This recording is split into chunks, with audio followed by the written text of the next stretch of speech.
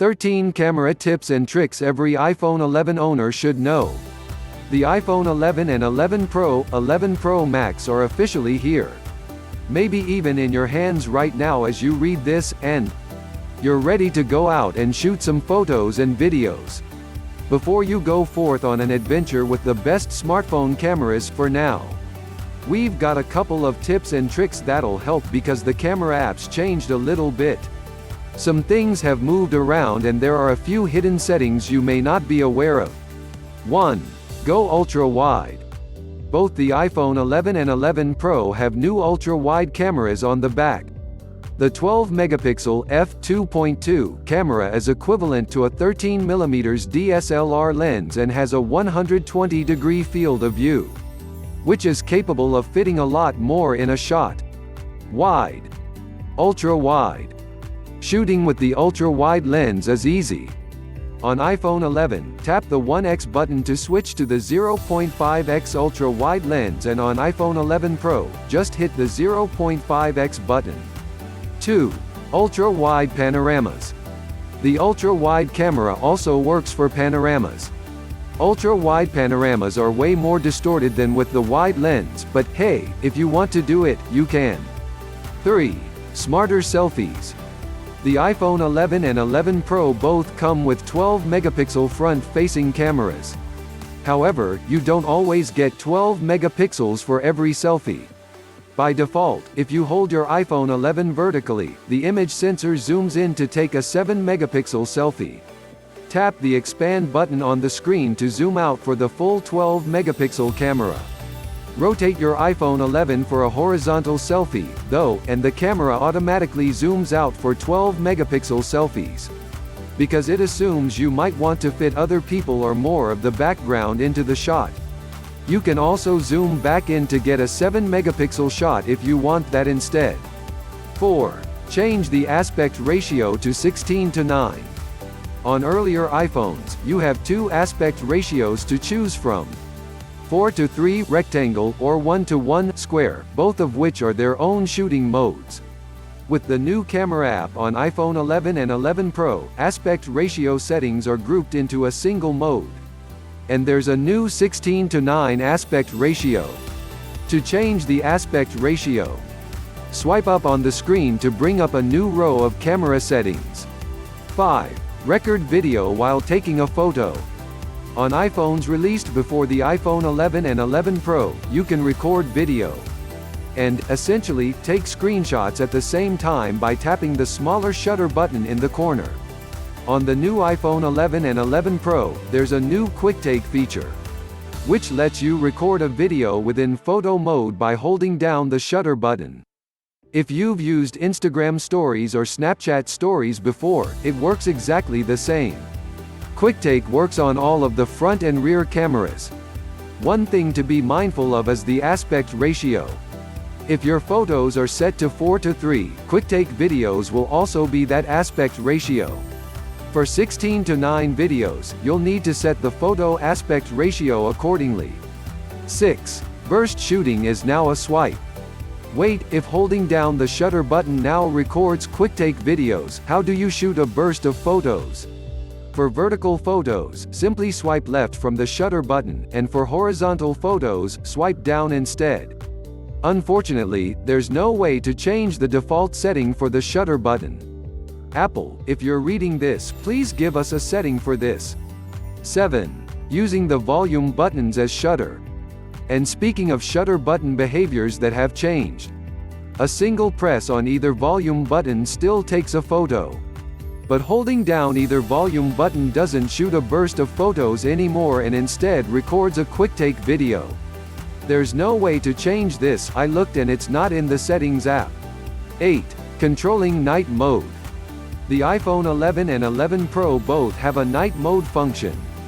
Unlike on Android phones, where the mode is one you can select, night mode on the iPhone 11 and 11 Pro kicks in automatically when the scene is dark. A night mode icon appears next to the flash icon and shows you how long you need to hold still for. Tap the shutter button and a meter will appear and count down from the recommended exposure time. If you want to override the automatic night mode exposure to turn it off or increase the exposure time to the maximum, you can tap the night mode icon to do so. Night mode is excellent. See for yourself.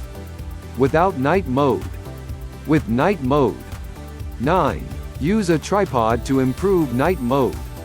Night mode is great for long exposures that last only a few seconds.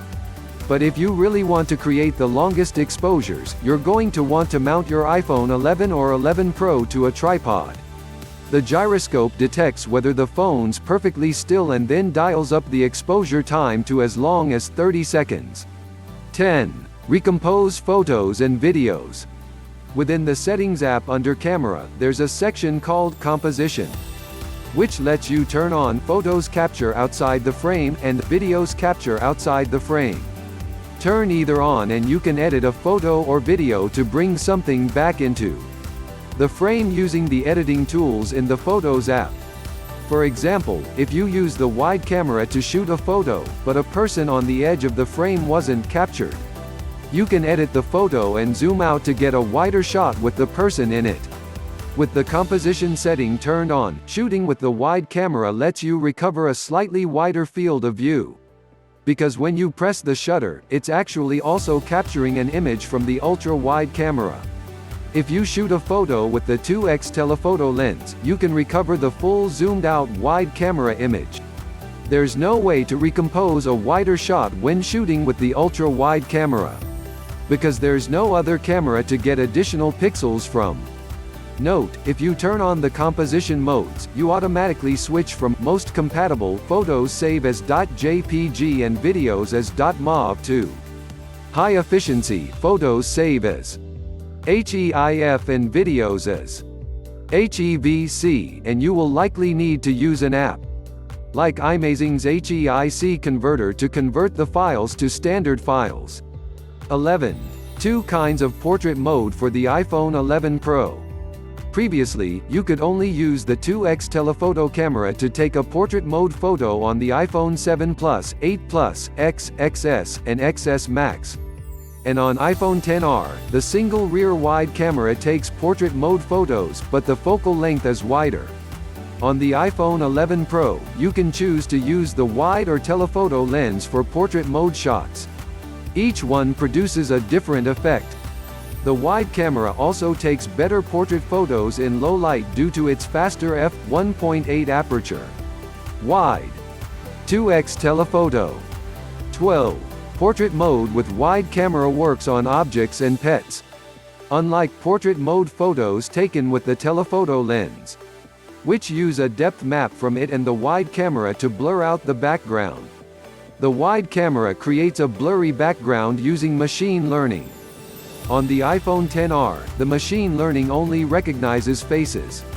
So portrait mode with the wide camera only works when it identifies a person. However, with the wide camera on the iPhone 11 and 11 Pro, the machine learning now recognizes pets and objects. It's nice, but as I said in our iPhone 11 and 11 Pro reviews, the results are hit or miss. Portrait mode on pets. Portrait mode on objects. 13. Don't have an iPhone 11 or iPhone 11 Pro. You won't get all of the cool new camera features highlighted above if you're sticking with an older iPhone.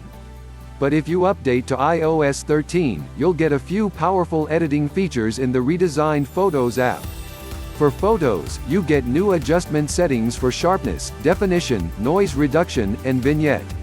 The best part is all of the photo editing tweaks work on video. You can change the aspect ratio, adjust the skew, rotate a video finally, and color correct video entirely in the Photos app, instead of having to import it into a separate app like iMovie.